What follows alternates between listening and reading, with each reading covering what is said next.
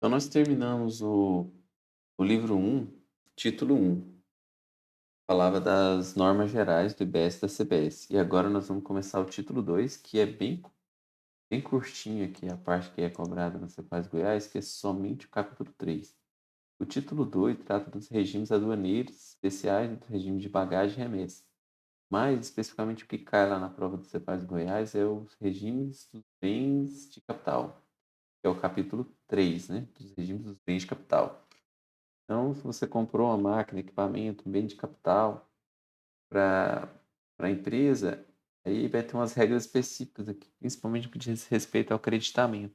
Lembrando que lá no ICMS existe a regra do 1,48 avos, né? De se creditar 48 avos durante 2 anos depois que você. Dois não, né? 4 anos depois que você adquirir um bem de capital. Aí vamos ver como é que é a regra aqui no caso do IBS e da CBS com a reforma tributária. Artigo 108. Então, fica assegurado o crédito integral e imediato. Ó, tá vendo? Imediato. Não tem mais aquela regra de 1,48 avos. Na aquisição de bens de capital.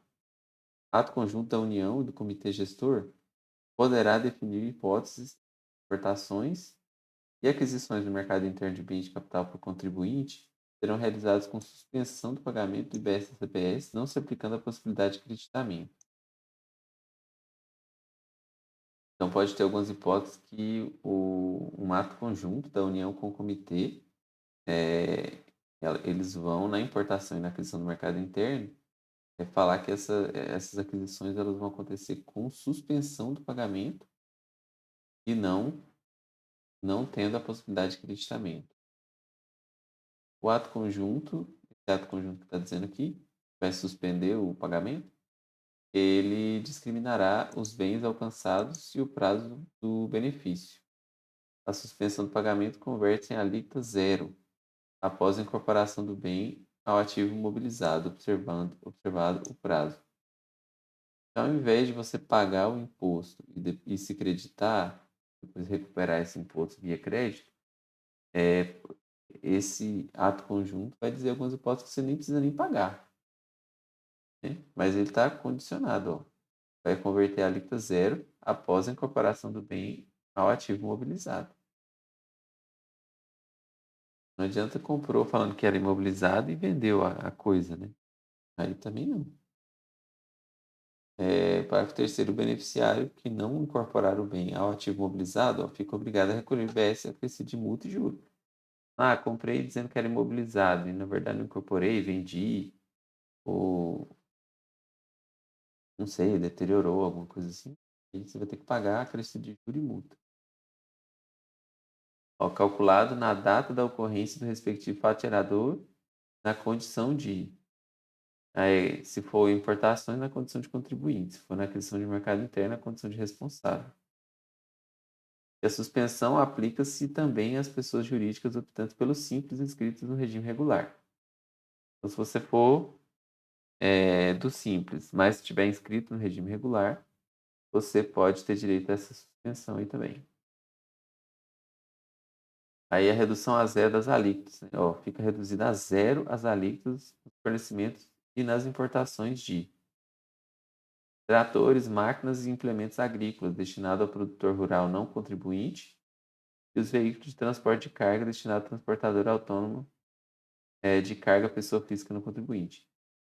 Isso aqui é porque o produtor não contribuinte e o transportador autônomo de carga estaria prejudicado, porque como eles não poderiam se creditar, né? Eles não são nem contribuintes, como que eles iam ter o benefício do crédito?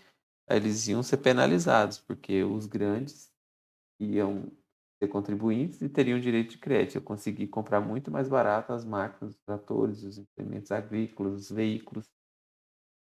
E então ia prejudicar muito, né, os pequenos produtores e os transportadores autônomos de carga.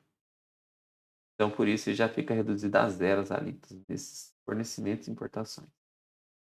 E aí, o disposto nesse artigo se aplica aos bens de capital listados no regulamento. Ok.